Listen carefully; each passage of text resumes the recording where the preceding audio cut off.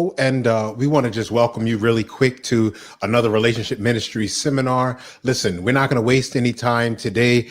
We do have our three good brothers back, Brother Joseph, Brother Havis, Pastor Troy, and we're just going to come right out and we're just going to get right into our discussion today. If you've joined us online, why don't you just type in the comment box where you're from, where you're joining us from, and then by all means, if you have any questions whatsoever for our panelists, just go on and type them in the question box.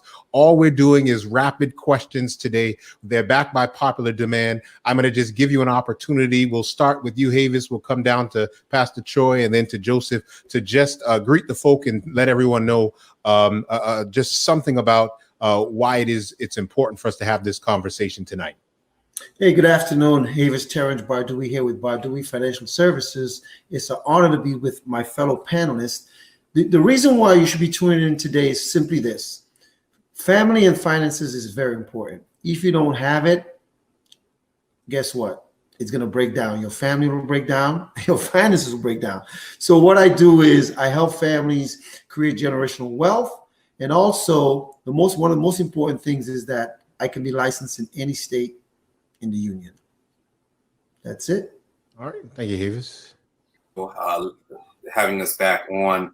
My name is Troy Solomon Levy. I am a pastor in Maryland and also the founder of Levy Legacy Coaching, where we help families, especially families of color, develop a positive legacy of financial stewardship. So extremely important, especially for families of color. Awesome. Joe Mwange, I work for Microsoft, but also run my own foundation, the Mwange Foundation. And finance is just one of those things that I find very passionate for me, especially in our community, people of color. If we're going to have, true freedom, economic and financial freedom is important. So it's the reason why I'm on here. It's the reason why I love talking about it, because I do think it's a pillar in our community, an important topic. Gotcha. So once again, I'm David Defoe. I'm just the Relationship Ministries Director. I'm facilitating this conversation, but these guys, they're the experts. I'm here to learn from them and glean all that I can from them. But we're just going to take a few questions. And one of the first questions that we had that we didn't get to last time is if you all could give us some advice as to how do we make our families more financially independent? We see what's going on in the world. We see the troubles. We see COVID-19. We see what's going on, the unrest in the United States right now. How is it that we can make our families more financially independent? Well, one of the first things I always tell individuals is one of the cheapest ways I know to create financial independence is using your health as equity to create generational wealth. Most of the times, if I know what I knew when I was younger, I'd be in a different position. But you're not too old. One of the things I think one of the big mistakes that people make is that they think they have to have $1 million to start. No, it starts with whatever you have. It doesn't matter. So I believe that the best way to create generational wealth and the cheapest way is investing in yourself, because if you have health, you can leverage that and let your health use it as equity to create generational wealth. I would second that. Definitely important, but I think coming at it from another perspective, it's the fact that our children now need to be learning things about finances in order for the next generation to learn. So teaching them how to work. And of course, they may not go to, a restaurant and start washing dishes. There are always age-appropriate things, but teaching them the value of work, and that in turn teaches them the value of the dollar, starting with chores. It can be very, very simple in that sense. And then teaching them just very simple budget categories helps kids to learn how to manage their money at an early age. Yeah, I think for me, if we're going to be financially independent, I think we have to stop being financially dependent on other things, right? If you look at most people, they're living way beyond their means, whether it's credit card spending or borrowing a whole bunch of money. What we're doing is we're sinking our lives into more and more debt, which is to be in financial slavery. So I think the challenge for us is if we're going to be financially independent, we have to free ourselves from debt and start investing in our money and create flows that can give us financial freedom and passive income. Sure. When you say passive income, like what do you mean? Just define what passive income. Yeah. So in other words, you're investing in assets or items that's going to pay you, right, over a given period of time. So, one of the popular ones is real estate, right? So if you own a rental property, you'll be receiving money over a period of time, right? So you're not over dependent on, one source of income, a job to be able to provide. You're putting your money in assets that's going to pay you over time. Got you. Okay. So what are some of the practical things that I can do right now to secure my economic future? What are the things I can do practically right now, today, instantaneously? Man, I would say, Go ahead, Doc. Well, yeah, I would say definitely. It depends really on the situation, but let's say the scenarios: you have a job during this quarantine time, and making sure that you have enough saved, because the reality is no one really saw this coming. We can't predict when emergencies happen, but we do know that they will happen at some point in time. It may not be as major as this. But the thing about emergencies, if you don't have savings stacked up for times like this, then, the thing that you're going to do is to go into debt. And when you're going into debt, you're going in the wrong direction. You're going into the red. So, that's first and foremost for me. Got you. Yeah. Hey, Yes, I'll tell you right now, I don't think any of us have been through a pandemic before. And a lot of people were looking for a stimulus, right? They kept checking their bank accounts and checking the mailbox every day. Well, you could have created your own stimulus. How? By having life insurance. And most people don't even realize, I'm going to give you 4 names. All right. Walt Disney, JCPenney, Ray Kroc, who started McDonald's, and Doris Christopher, who started the Pamper Chip. All of them started their empire with using that. Using life insurance, cash value in order to create wealth. And their wealth that they have now can be spent for generations. So the important thing is simply this: you don't need to have a lot of money to start. But the funny thing is this: if you had something in place right now, you could have borrowed it from yourself. Use yourself as your own bank. And I know Joe's going to say something else, and that's called a winning for Joe. But the important thing is this: make sure you have something in place. And most people refuse to do that because they're depending on others, and that's not good.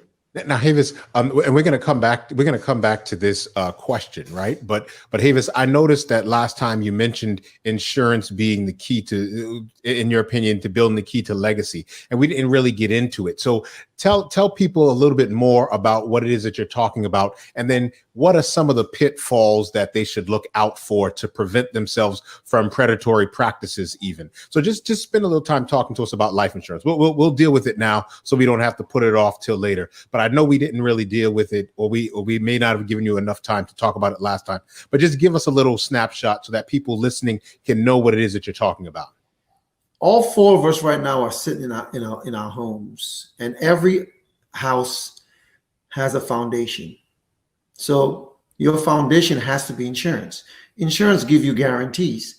Insurance is not just insurance; it's assurance. For example, if someone called me last night, someone texted me on Sabbath, and I told them I'll call them after sunset. Well, the person fell, and they had all these injuries. Right now, what's going to pay them is insurance, because they have long-term care. They can't do like 4 of the activities of daily living. In another sense, what most people don't realize about insurance is simply this: insurance is not money you live for people when you die. You can have living benefits you can access while you're alive. For example, if you have health, and some people may have challenging health, and if you have that, there's other things we can talk about. But the simple thing, you can get $1 million policy. You're like, what? Can I afford that? Well, it depends. You can do a term and then convert it into an IUL, which is an index universal life, or you can into a whole life. The point I'm trying to make here is that if you don't have a foundation, when things happen to you, you won't be able to survive, because who's going to pay you, especially if you don't have vacation time on your job? What are you going to access if you don't have any savings? I think there's a statistic that says the average American does not have $400 in their bank account if they have an emergency. So my point is, have an IUL, and then you can access that cash value. If you live too long, if you become ill, and if you die, your family gets a lot of money tax-free. So what we'll do is, Havis, we'll put your contact information in case anybody wants to hear more about that. So that, you know, during this discussion, we'll talk about other practical things that individuals can do. Joseph, I didn't mean to cut you off, but man, Nope, anything to contribute about some practical things that we can do right now to secure our economic future. Yeah. So I mean, there was a lot that was said. So let me take it back to the point that you mentioned, right? How do we secure future? It's not hard, and I don't want to overcomplicate it for people, right? Either we're playing offense or defense, right? If you're borrowing money and you're paying back interest at a high rate, then you're not going to set yourself up well. The goal is reduce the leverage that other banks have. So in other words, reduce the amount of debt that you have and invest money. You save money. I don't want to use the word save. Invest your money, right, to something that's going to be able to grow compoundedly, right? So either you're growing your wealth and you're protecting your wealth, right? And that's how, at least for me, how I've seen it. It's how we do it. It's how we operate within our family.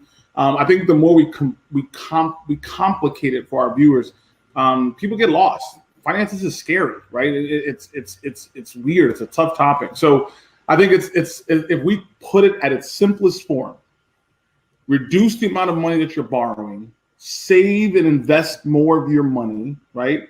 So that you can have a financial legacy and put it in assets that are going to give you a higher rate of return.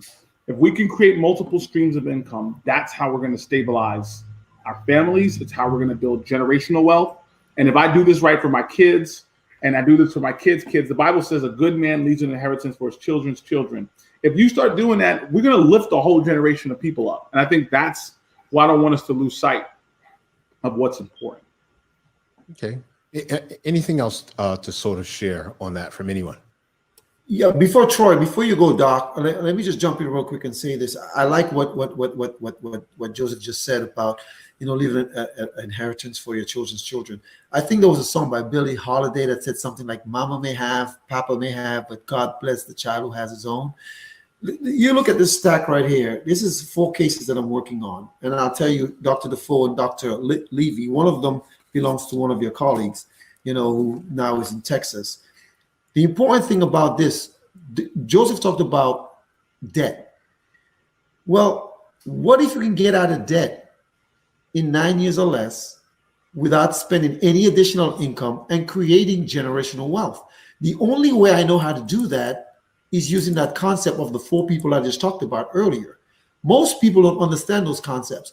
So one of your colleagues, Docs, he was going to be in debt for about, and the family was going to be in debt about for 23 years. We created a plan for them. I just closed it on Thursday, and they'll be out of debt in 6.8 years, totally out of debt, and have cash value that they can access. And God forbid something happens to the insured, there's millions of dollars because they have a young child. You can't do that with stocks, because you buy a share of Microsoft. A share is only a share. It may go up and down. You may lose value. You may gain value. I'm not opposed, Joseph. I'm not opposed to investing in stocks and bonds. What I'm trying to tell people is you can be debt-free in 9 years or less without spending any additional income and using insurance to do that. Can it work? I just did it for a past, and I have 4 more cases right here I'm working on. And that's the point I want to make here, that people understand there is a way. Well, at the end of the show, I'll tell you how to contact me if you're interested, if you're in debt. We'll show you how to create your own generational wealth, tax-free. Gotcha. So I hear you mention debt, right? So let's talk about it.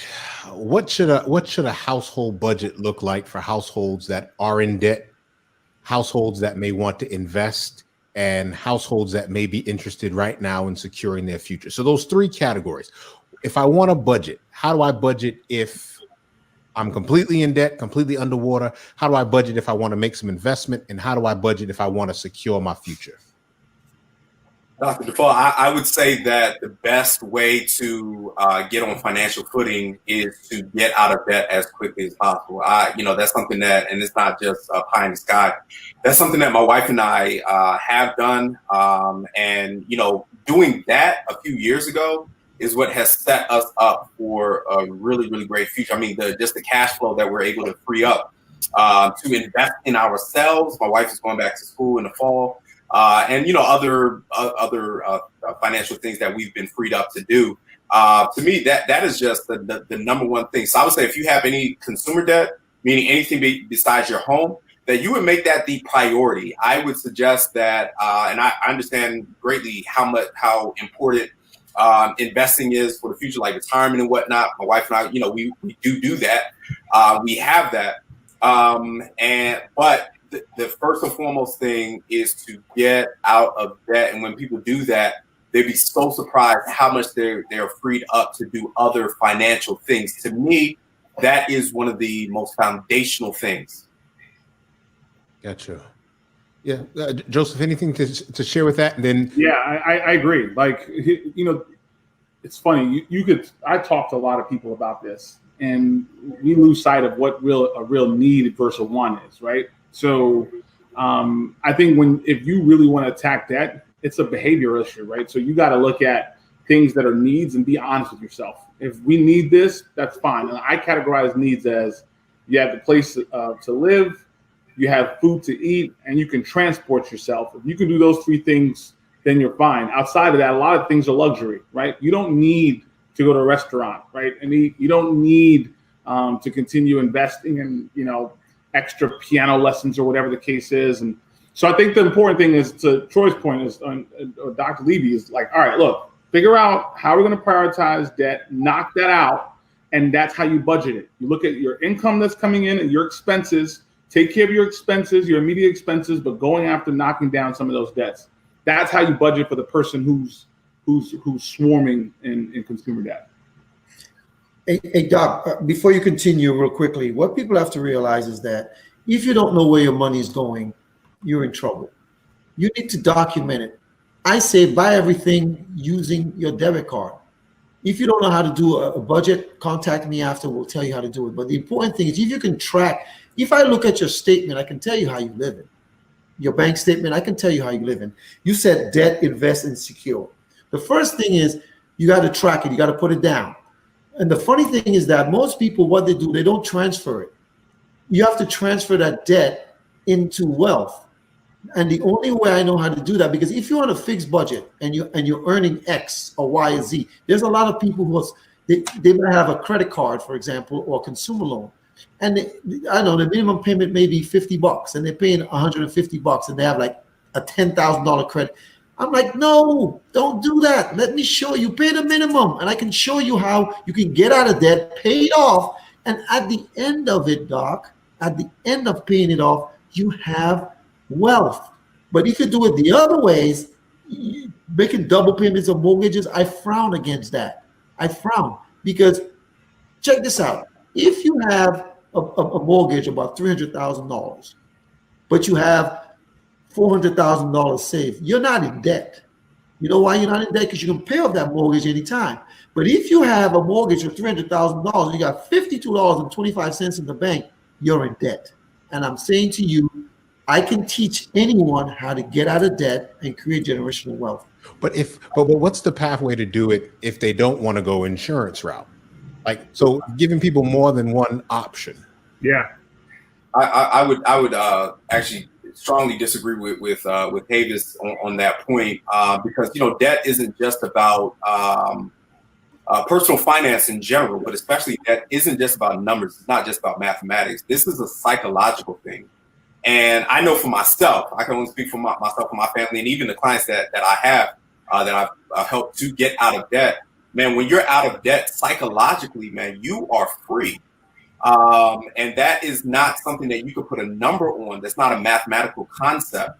So it's more than just numbers, Davis. That this is psychological, man. And I would strongly suggest that you look at it from a holistic point of view.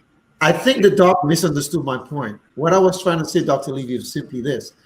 I was trying to say if you owe $5,000 to someone and you're in debt $5,000, but you have $25,000, you're not in debt because you have $25,000. But if I owe you $5,000 and all I got in my pocket is $250, I am in debt. I am not saying to you, Doc, that people should not use non-traditional ways. I'm not opposed to mutual funds and stocks and bonds. I'm not opposed to it at all. I just tell people there's a different way. The way I'm talking about is a non-traditional way. And it's a new concept to people. So I have to agree with Joseph there that if someone wants to go that route, you can go that route. I'm not opposed to that. What I'm saying to you is that if you owe and you have it, you don't owe. If you owe and you don't have it, you owe. And that's the point I'm trying to make. You're transferring the debt. Transfer. That's what I'm saying. I follow what you're saying, but I hear you too. I still disagree on this merit. If somebody owes me $5,000, they owe me $5,000, whether they have $50 or whether they have $100, they still owe me, right? So the question then becomes: is it a matter of, do you have the capacity to pay off your debt versus do you not have the capacity to pay off your debt, right? Well, I think those are different things. But I think the question you asked, Defoe, is what are the streams to kind of build wealth? And look, I'm all for eliminating debt, but that's only part of the puzzle. If I told you, if you think about, look at, we use the term of psychologically free, right? And freedom. If you look at back when we were emancipated, right? And we actually, Black people were no longer slaves. It wasn't just about being free. It was around, how can I be wealthy? How can I continue to do other things that I want to do? Because what's going to happen is if you're free and still struggling, you're going to go back to the master's house because you're going to say, you know what, maybe it was better over here. So I think when we start talking about psychological freedom, it's not just eliminating debt. That's so we can go on the offense. How do we now put ourselves in a situation where we're building generational wealth? And for me, the way I've seen it, and many other people do it, you have entrepreneurs who want to create a business. They want to make a lot of money, with a new product, a new app. That's great. But when you invest your money, and I'm a big fan of the market, right? If you invest your money in the market space, I also believe in real estate. If you invest in real estate, if you're putting money in assets that's going to generate generational wealth, or it's going to generate income, it's a different life, guys. If you're getting $10,000, $20,000, $30,000 a month without getting a W-2 form, or without going to work, it's a different way of giving. It's a different way of operating. And I think that's how you do it. And this is not like something I've made up or anyone here has made up. People have done this blueprint for years. There are many people who are successful and wealthy by investing in the market space, or investing in real estate or entrepreneurship. Even if you came to me and said, Joe, look, I'm not going to be a high earner, you could still retire with dignity, with multimillionaire. You could still protect your family with insurance. You could still do a lot of things. But I do think it's a multifaceted approach that we all, you have to look at and break it down and get help, right? Troy, you guys are good coaches. People need coaching through this, but that's what we have in this conversation. The point is that there's ways to get there, right? It's get out of debt first, because credit cards are eating your money away. But now let's put our money in assets that are going to grow our money. If we can do that, we're playing defense and we're playing offense, and we're doing well on both sides. That's how we're going to make money for us and our families in the future. Gotcha. Hey, Doc, let me ask Joe a question real quickly. Hey, Joe, if you get out of debt, but then you don't have any assets, you didn't create any wealth. I mean, I agree. That's a good thing, but how is that benefiting you? I keep saying over and over, I am not opposed to markets. I was a FINRA rep for many years, wholesaling variable annuities and mutual funds and so forth. But the point is, I'm saying, if someone told me you can get out of debt in 4 years or 3 years and also have wealth, or I can get out of debt in 3 or 4 years and have nothing, I'm going with the one where I have guarantees. And the funny thing about the market is simply this. I keep telling people, we use a term in my business where zero is the hero. What that means is you can participate in the gains of the market without being in the market. And again, if you're younger, or if you're Some people might be older. I mean, institutional investing is great. You know, you have the Warren Buffetts, you have the Josephs, you have all the people who are into that. I'm not opposed to that.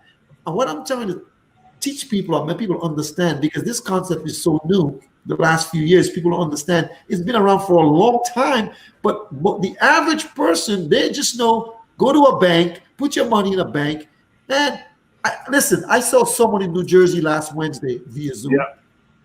They have $168,000 in a savings account. As God is my witness, the interest rate is 0.08%. It's not good. It's not good. No. So I have to educate that person and create wealth for them. That's all I'm saying. So let me answer your question, because you directed it to me. So I'll take that. If I'll take that and leave that in my bank account. That's why I'm broke. So that's why I'm listening to y'all. I'm broke. So. Here's the thing. Let me make this clear. Like, getting out of debt it's part of the thing, right? That's what I said. Like, you can. It's one thing not to be a slave anymore, but you do have to invest in assets. So I'm all for it. The Bible talked about this. You guys remember the parable with the talent, right? This one had one talent. All the talents saved money, by the way, right? 3 of them invested, and 1 of them put it in a savings account. And if you look at the master said you were, when I say savings account, he put it underground, which means it wasn't. I know what you mean. Right. But he pretty much called them dumb. You could at least put it in something that would give me some kind of interest. So the point is, I'm all for investing. I just know that generational wealth, we call it generational, not instant wealth, because I don't believe in instant wealth. But if we're going to do generational wealth, we have to make sure the building blocks are correct.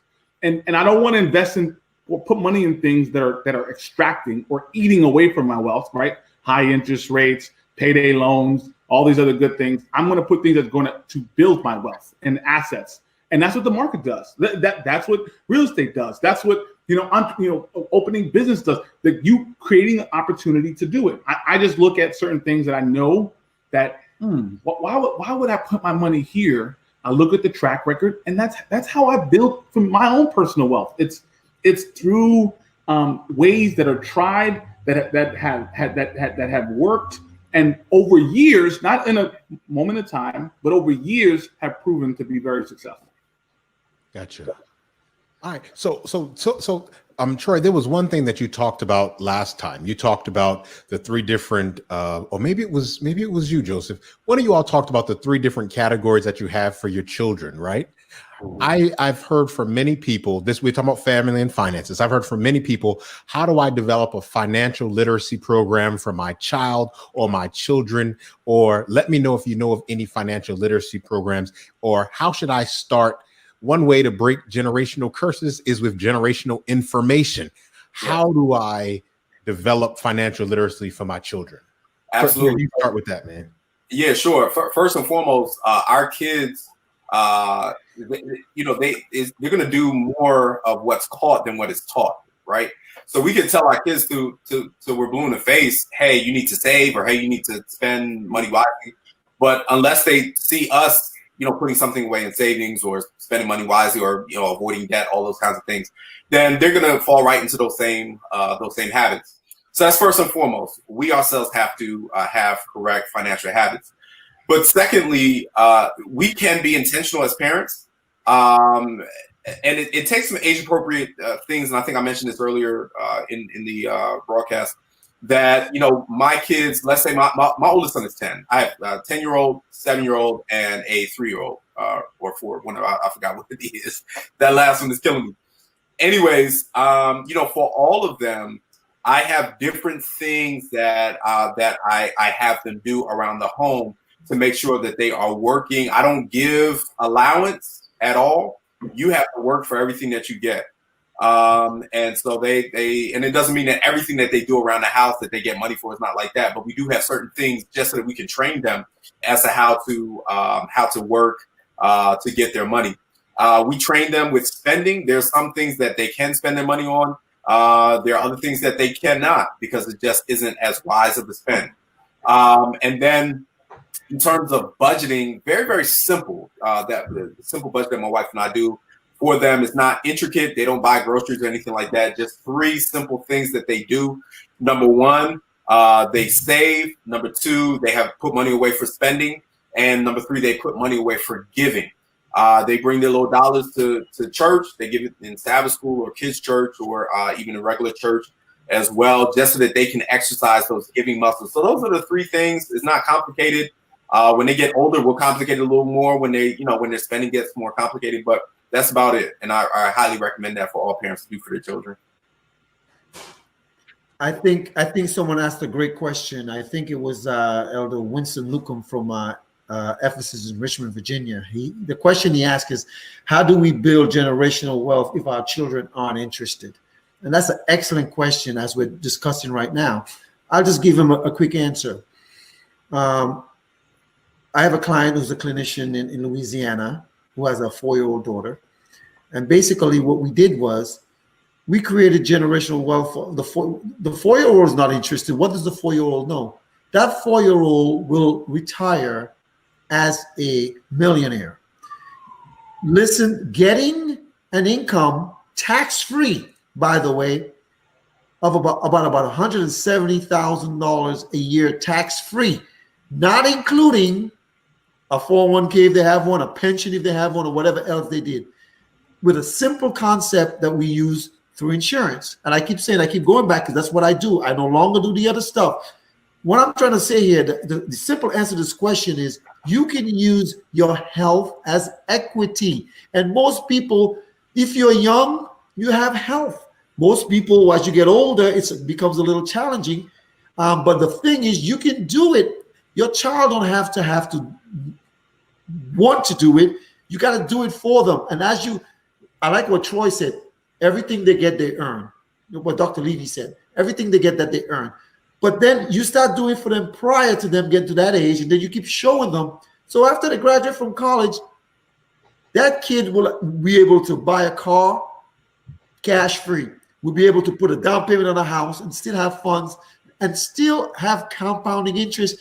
And if God forbid of an untimely death, by the time they're 65 years old, there'll be millions of dollars in death benefits. And we're not saying that you should not do the other things. I'm saying is the only way that I know, the cheapest way that I know to create that kind of wealth, generational wealth, using a small amount of money that has no risk, and I'm not opposed to risk, but no risk, is using that base of insurance. But does that help children with financial literacy? So we're going back to how do we teach our children to manage finances? So if I give my children all that money, that doesn't mean they're going to then keep it.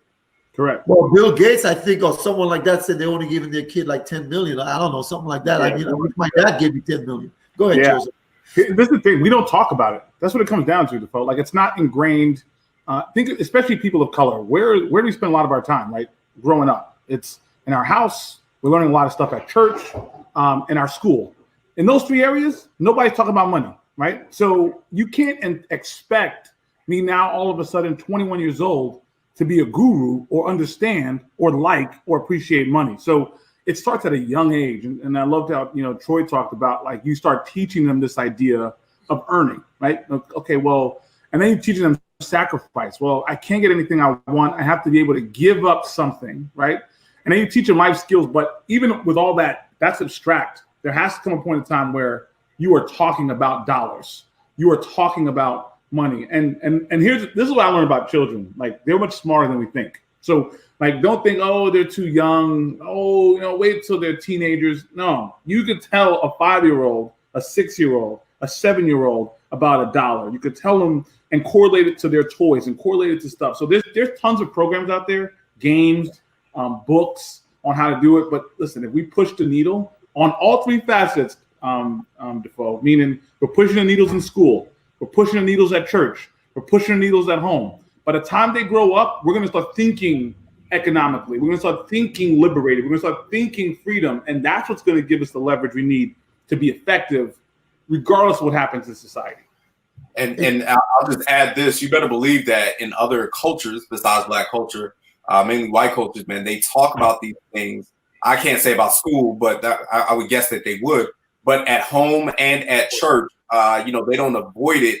And I think many times, we look at, we have this negative culture around finances that this is a secular subject in Black churches. That, you know, is not really part of God's plan, except for, you know, of course we talk about tithe and offering or whatever, but stewardship is so much more than just that 10% or and plus whatever you get for offering. Stewardship is what you do with 100% of your money. And you have, in order to be a good steward, it's got to be more than just, hey, I return tithe and offering. You know, it's, I do well with 100% everything that God has given me. Correct. And listen, Doc, before you go real quickly here, financial literacy is not taught in schools, and a lot of homes it's not taught, especially in a lot of African American homes. So my thing is simply this, you know, get someone or an advisor or someone who can teach you so that you can teach yourself or teach your children, because in middle school and high school and college, you didn't learn those things. So how do you get it? You have to trust someone who can teach you these concepts so that you can access it and do it yourself. The funny thing about anything, you can learn anything you want to learn, even budgeting, how to finance, everything. But the important thing is this: you have to have someone that you trust. You know, there have to be some level of trust, because a lot of times you may have an advisor who's not, they're concerned about their own financial well-being and not the clients. That's why I always tell clients, I look for what's best for them. I put that in charge. And the first thing I say is, maybe something I keep thinking about it. Maybe I should start at the school here at Ephesus. You know, go in there and say, hey, I would like to register, because I mean, I've already passed the background check for Allegheny East, right? I'd like to register to teach kids financial concepts. Maybe have them start a little credit union. And then that way, as they get older, those concepts will work. Because Troy said the last time, I mean, Dr. Levy said that, you know, his children, nothing is earned. And he teaches them, if you got $1, you got to put some for tithe. It's the same concept. You got to put something aside. It doesn't matter if you're making 30,000 or 3 million. You have 3 million, you're making 3 million problems. You have 30,000 problems. The important thing is literacy, understanding it, knowing it, and having someone who can teach you how to just continue to maintain and do it right. That's all I said. I'll add one more thing to transition to Poe. It's while these things are important, at the end of the day, you also got to be living right yourself. Like, listen, kids ain't listening to you if you over here squandering money, trying to floss and trying to do all this other funny stuff. So I think it's important that we live by example. And a lot of other cultures, yeah, they talk about money, but best to believe they're putting their money where their mouth is. They're doing stuff. So I think that's just an important factor as well. Yeah. So one thing I don't know is I don't know much about finances. Okay. All I know is if you ask me for money, I ain't gonna give it to you. But I do know something about psychology and the way the mind works. And I know for some of us, we're stuck where we are because of our mindset, how we view money. And for many of us, we need to change or alter how we view it in order for us to then be able to make it work for us. So what are some of the adjustments that you all had to make in your personal life, not business life now, but personal life, that you had to adjust as it relates to money in order for you to put yourself on a better footing and your family on a better footing? Yeah. Great question. If y'all don't mind, I'll tackle it. So a couple years ago, maybe 2-3 years ago, so my wife and I, we got out of debt. It took us about 2 years or so, and we had, I think at that point, maybe about 60, almost 70,000. So, you know, one thing, Dr. Defoe, Havis, and Joseph, that we had to adjust, and the Bible talks about this, it's the C word that the Bible talks about over and over, and it's the word is contentment. You know, we had to be satisfied with just taking care of our needs, right? We had to be satisfied with not buying the pairs of shoes for my wife, or getting, you know, her nails done all the time. And for myself, you know, I like to look good at church, buying suits and you know, all this kind of stuff. You know, there literally for 2 years, I went without buying not one article of clothing, right? Matter of fact, let me take that back. I bought a tie. I went out of town to do a wedding in Nashville. I forgot my tie, brought my suit, shirt and everything. Went out to the mall, got a tie just so I could do this wedding. You best believe when I got back to New Jersey, where I was living at the time, I returned that mug when just because That's I had cool, Pastor. and I had to learn, you know, to be content with having nothing until that goal was reached. So contentment is huge, man. And the Bible talks a lot about that, especially when it comes to money. Yeah, this is the thing. My story is a little bit different. I too, just for me, I had to get out a lot of debt as well. I had about $90,000 in debt, which, but thank God I'm debt free today, so I don't have that burden anymore. But my biggest thing, believe it or not, is I always assumed that if you were wealthy, you were unholy, and therefore was like, it was nothing to aspire to growing up. It was like, all right, well, I need to be a middle class guy, because if you have too much, you're greedy, you're probably stealing, you're doing something corrupt. And there was a psychological break that I had to kind of go through, and this took a lot of prayer, and it's trivial now when you look back, but God had to tell me, like, no, I want you to have life more abundantly, and that wasn't just like wait till heaven and wait till glory, that it wasn't unholy to be wealthy. As a matter of fact, God is telling me, actually, I can do more with you, Joseph, if you have more money. So let me empower you. So I think that's something I had to like personally kind of go through and learn. I started doing more research, and I started studying. Actually, Job was wealthy beyond measure. I looked at David, God at the man's own heart. I was reading a stat suggests that he was probably worth over $20 billion if you look at it in today's. So these guys weren't poor people. Like, these, like, God bless people. So I think that was the thing I had to learn. And I said, okay, Lord, it's not unholy to be wealthy now, but I know you don't want me to be wealthy for self-greed. You want me to be wealthy so I can continue to build your kingdom and build people in my community and go back and help people who are less fortunate or in economic despair. How do I help more Black people or people of color be able to win with money? So we're not dependent on a government. We're not dependent on a check. We're not dependent on, and we can really have financial freedom, because that's then going to give us the leverage to make any demands that we want. So that's where I think the Lord has been, the journey of wealth He's been kind of taking me on. And now when I talk to some of my colleagues in the not in ministry, but just in church circles, it's like, I challenge that now. Well, money's the root of evil. And I'm like, nah, that's not the Bible, man. It's the love of money. So it's different things. So that's my story. I'll just take a short time to say I agree with Dr. Levy, because the last two suits I've bought, and my wife bought it, I haven't bought a suit since I think 1993 or something like that, or 1990. I mean, I think the last blazer I have, she bought it. The shirt I'm wearing, my wife bought it. I didn't buy it. That hat, a friend of mine bought it for my birthday. I'm cheap. I mean, I don't know. People say you're frugal. I mean, I think sometimes we have needs and we have wants, and sometimes our wants become needs. And one of the most important things I think people have to do is you have to differentiate between what a want and a need is. And then you have to be disciplined. It's not everything that comes down the pike you got to have. I mean, I'll say I had this phone for like a long time. It says Patriots on there, like 5 years. I just got a new phone. It's the iPhone 11 for work. But I get to write off the business expense. But the point is, I'm not going to buy a new car. I mean, I just won't. I'm funny like that. So I think people think that they have to change their lifestyle to create, to be debt free. All we're saying is that you have to realize that it's important. It's very important that you put yourself in a position so that when you need to do something, you have to make a capital purchase, you can do it. Most of the times, people are just spending money on just foolishness to keep up with the Joneses. Yeah. So real quick, right? And we only got maybe about 7 or 8 more minutes in this. And so if you do have a question, we're going to take some of the questions in the chat, but talk to us a little bit. One of the questions that came in was, is it better to have money in a retirement plan or in a savings account? I'll put it up. Better to have a retirement plan or in a savings account? I want to jump at that one first. All right. Well, a savings account, I just told you I have a client, right, who has $160,000 and gets 0.8%. I have another client in Florida who has $103,000 in a money market, and they had like $89 worth of interest, for the year.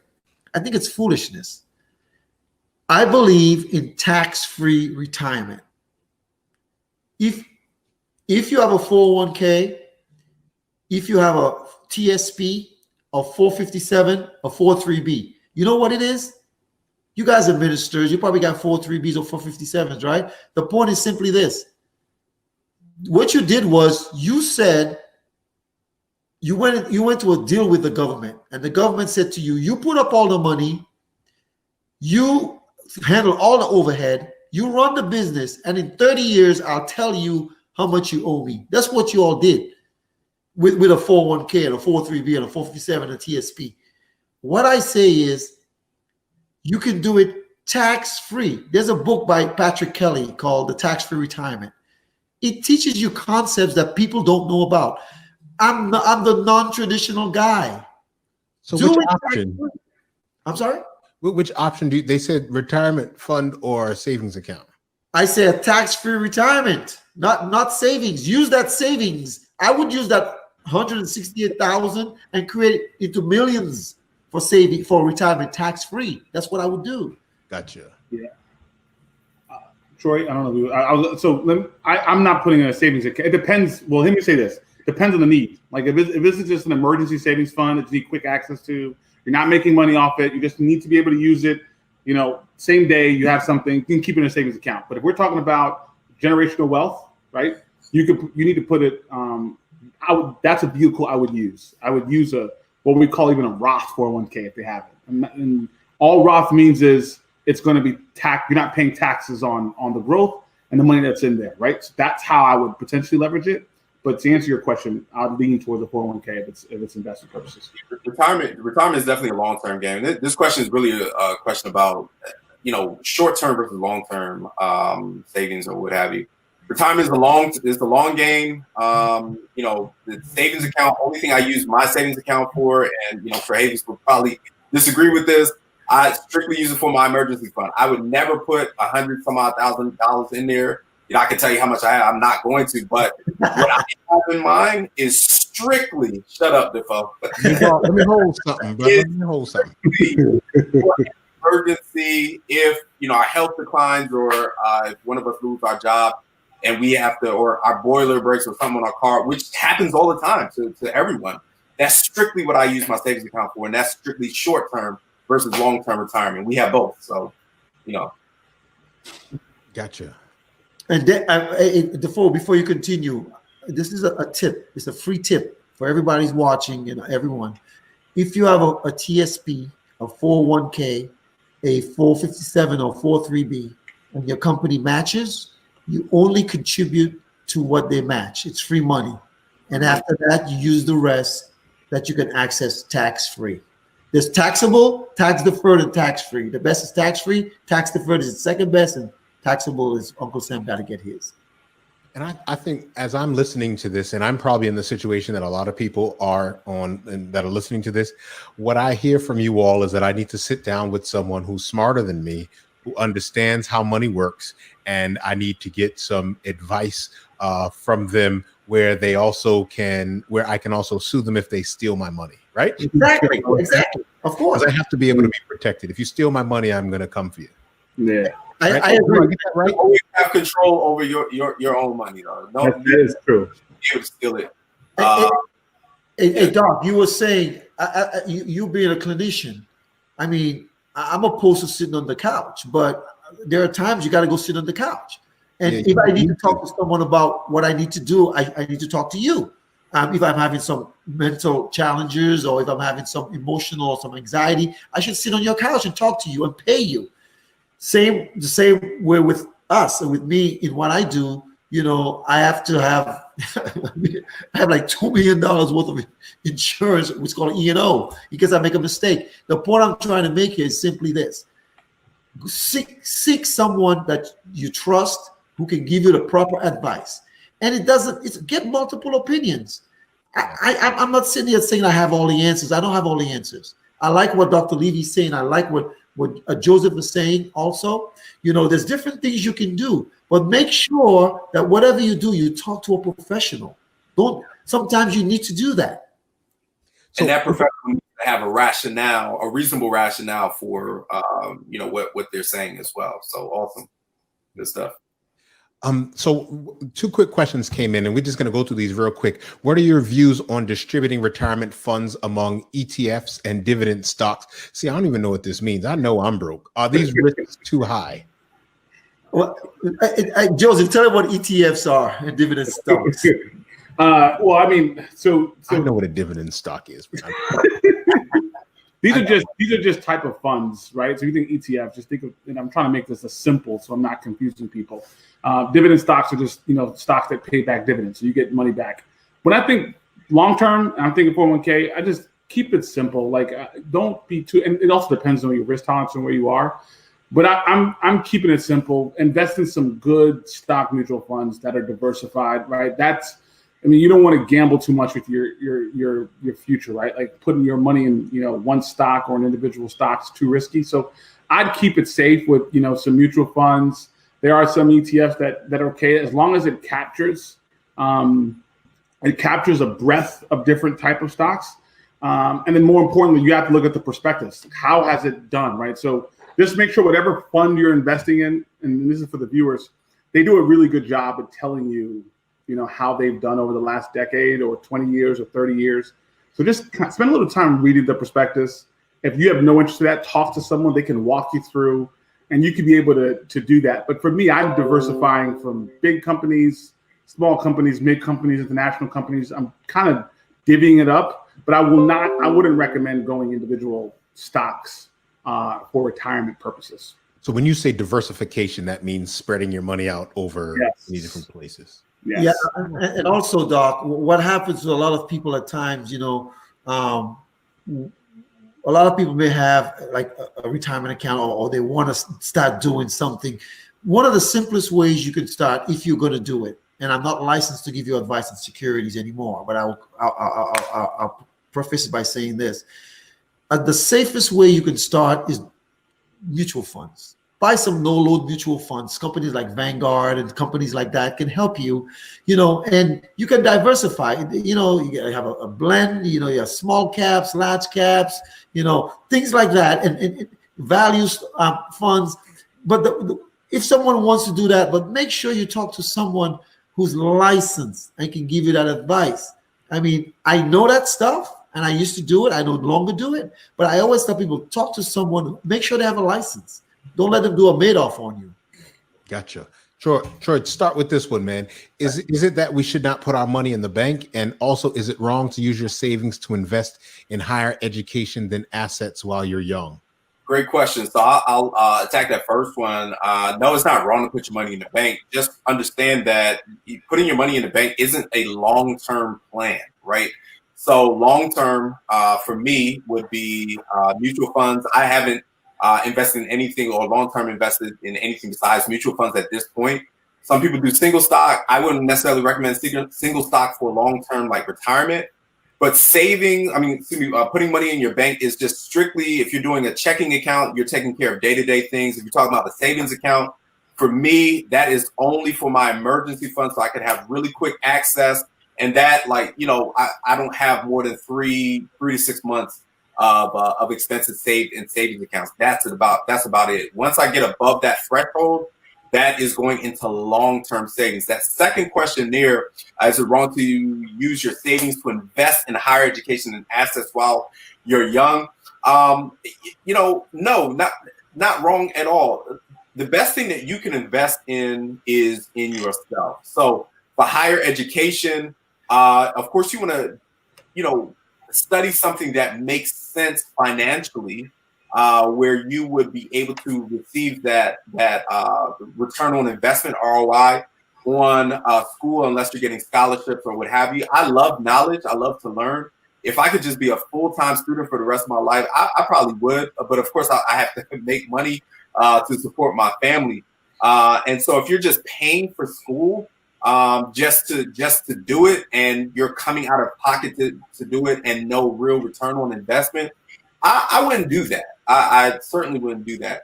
But investing in assets while you're young, look, great thing also. But the first thing that I would invest in besides or before assets is in myself. Once I'm finished investing in myself, then I would invest in assets and so on and so forth. Gotcha. One of the things people can start doing is reading. Do some reading, do some research. Too many times if somebody tells you something, you just believe it. do a little research. And also, when we talk about the educational thing, going back to my song and dance, I keep telling people, if a kid is smart enough to have, scholarships or, hey, more power to them, but everyone's not like that. Some people may have to finance it. But if your child, everyone, and I'm not picking on Joseph because I love him dearly, everyone who has a social security number should be doing what I say. As a matter of fact, if you all plan to have other children, because my children are adults, from the time they're 2 weeks old and you get that social security number, make sure they have something that's through insurance that they can access educationally. And all kids may not go to college. So one may learn a trade, a mechanic, HVAC. Those are great careers. Electrician, great careers. It doesn't mean they have to get a bachelor's degree and become, I don't know, a liberal arts major or whatever it is. All I'm saying to folks is that, sit down with someone who can help you. I'm not opposed to 5 to 9 college savings plans, but those are especially earmarked for education. What if your kid wants to go to the army or go do something else? They don't want to do so on the educational path. What you're going to do? Make sure you have the funds generated in the proper structure so that if they don't go that route, you can still use it for what they need it for. I know you got to probably go to the next question, Defoe. All I want to say is just double down, invest in yourself in the beginning. That's more important because you're what's going to make your money. Like you are the asset, the most important asset. So, and it may not be school. I mean, I don't know what it could be, a trade school, it could be whatever it is, and not necessarily it couldn't be investing money, it could be investing time. But I think to the question is assets in the beginning of your life. I'll spend a lot more investing in yourself. Gotcha.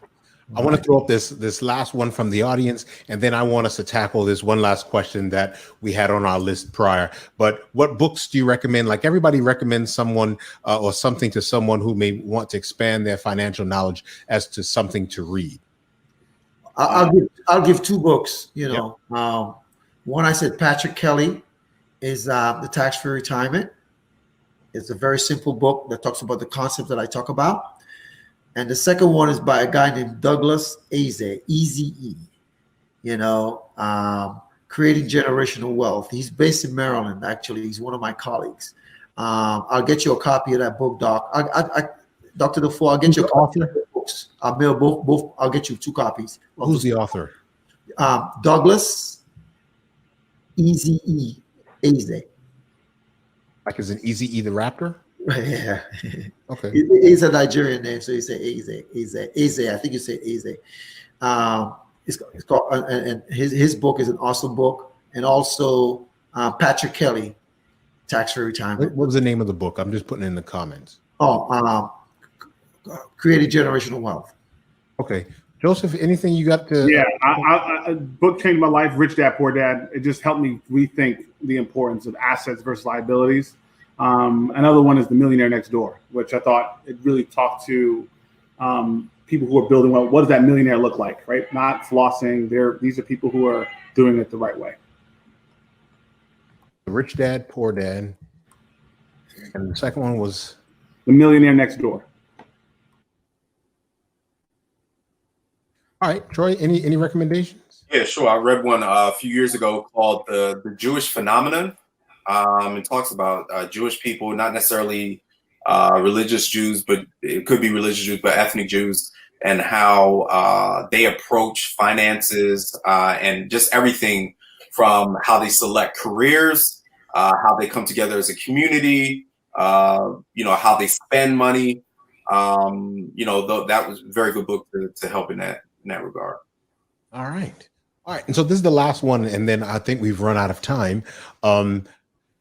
I can't seem to make all of my ends meet, and I want to be faithful to God, right? How do I afford my bills, my expenses, and tithe and offering? Okay, I don't mind. Troy go last because okay. I'll go first. Let the pastor go last. It doesn't matter, like I said, if you make $5 or if you're making $1 million. First of all, in the beginning, God created the heaven and the earth. Genesis 1:1, right? Everything belongs to God.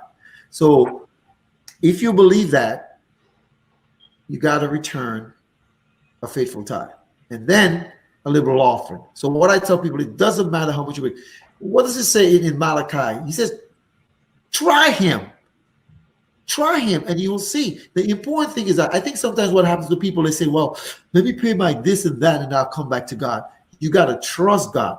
I asked God, when I started doing my show, Chooses with Terrence, I asked God to, the prayer of Jabez in 2 Chronicles, I think it was, expand my territory, and sometimes be careful what you ask for because God will give it to you at times. I was in 4 states, now I'm in 16 and growing. God will give it. All you have to do is make sure you return it to him first, and then he will continue to bless you. You got to believe that, though. Yeah. I want to be careful I say this because I got 2 pastors on here. So, Who's the second one? let me say this the right way. Look, first off, you have a relationship with the Lord, right? And I think that's important. So what your giving patterns is a conviction between you and God. You have something that if you don't give, you can start giving. My personal philosophy is God asked for 10%, right? That's his mandate. Return, that's what tithe is. I always saw offering as the surplus. Me personally, if you're swallowed in debt and you can't make ends meet, I'm not guilting you to also give a liberal offering, right? I trust God with your tithe, get out of debt. That doesn't mean splurge on other things, buying ice cream Jordans, whatever that case is. I'm paying tithe, knocking down my debt, and I'm encouraging folk to say, as you start to get more air, you start to give more offering. And I've noticed, like for me now, I feel like I'm able to give more because I'm more free, right? So that's my philosophy. If you can't make ends meet, trust God with the 10%. Like let that be the first thing you take off because it's a mental thing. You don't have to rush into paying the liberal offering. That'll come in time. Free yourself up, and then start to build your offering as you go. Sure. Okay, my pastor. Let me just say that when my wife and I were, set ourselves to get out of debt several years ago, of course, we had always been given a faithful tithe. But years before that, we were convicted to give, a certain percentage for offerings, 10%. For offering. And, we prayed about that. We came together and we said, hey, this is what we're going to do. Now, fast forward a few years after that, it came time for us to, buckle down and get out of debt. We still live by that conviction, okay, that we never second guess that conviction, that we would give that percentage towards offering.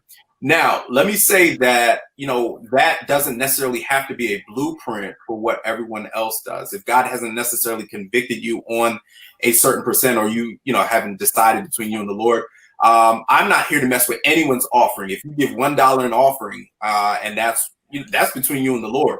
Now, tithe, God has, set a certain percentage.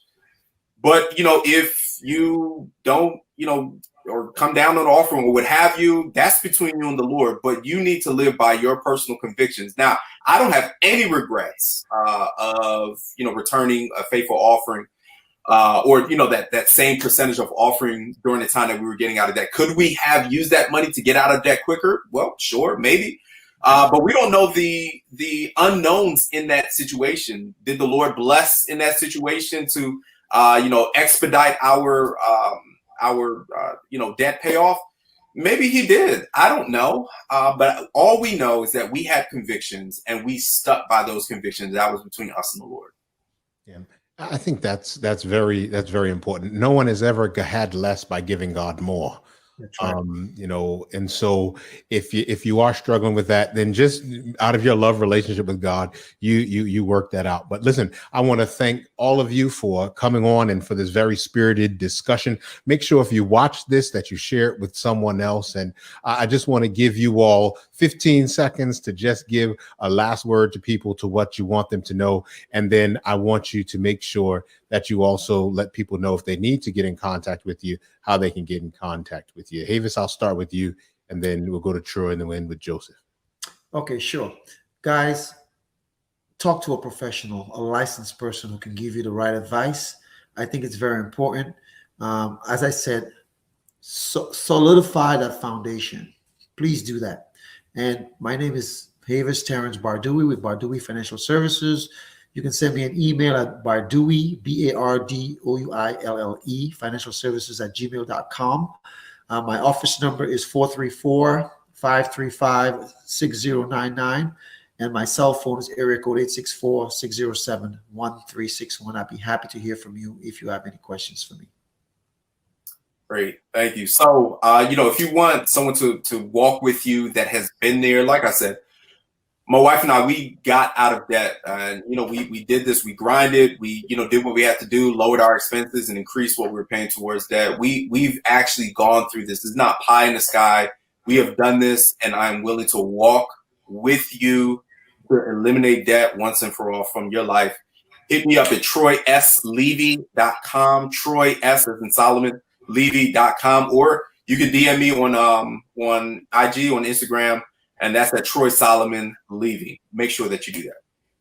Now, Joseph, before you start, right, because we know what you're going to say, but before you start, let people know also about your foundation. And if they want to partner with you in what you are doing, give them sort of a snapshot about what your foundation does. Sure. So for me, Nimwange.org, it's a long NYAMWANG.org.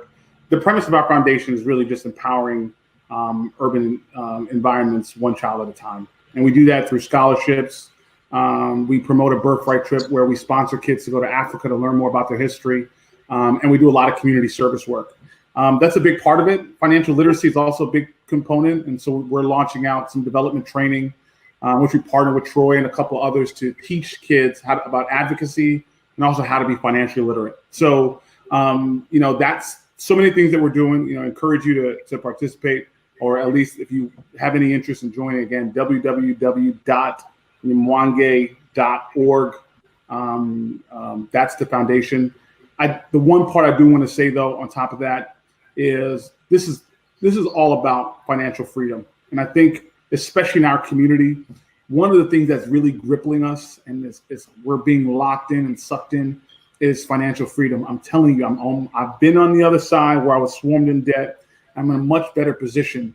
It's different on the other side, guys. I'm telling you, when you have financial freedom and you have invested in assets that are paying you and you don't have to worry about it, you are more empowered, you have more leverage, you can speak your mind, you can call things out that are wrong. There's a level of confidence that's provided. So it's not a sin. There's nothing wrong with being wealthy. And it's something I'm trying to build towards. And that's my encouragement to you guys. Get your financial house in order. It's not just about making money. It's about going back and helping the community, making a difference, making people life. And that's my life's work. It's going back and helping others. So listen, I want to thank you all for coming on. And then I also want to thank our viewing audience. Let me just share some things with you all that are coming up down the pipe. First off, this Saturday, we are having our part 2 of our men's conversation. I'm the Man, a conversation on authentic masculinity. There's so much going on right now in the world. We have three, very thought-provoking brothers that are coming on. Uncle Ronnie Vanderhorst, Corey Johnson, and Jamie Pottinger will be discussing what authentic masculinity looks like. And then we are also continuing on next Sunday, our Sunday conversations. We have the Bishop of Capitol Hill coming, Brenda and Emil Peeler, to come and join with us for Sunday conversations. And then, of course, we have this very special singles conversation that we're going to have on June 13th. At 4:00, all of our singles will be getting together. My brother, Nick Talaferro, will be spearheading that discussion with all of our singles. Listen, I want to thank you all for coming. I want to thank you all for joining with us. And for our online audience, we also want to thank you as well. You all have a wonderful day.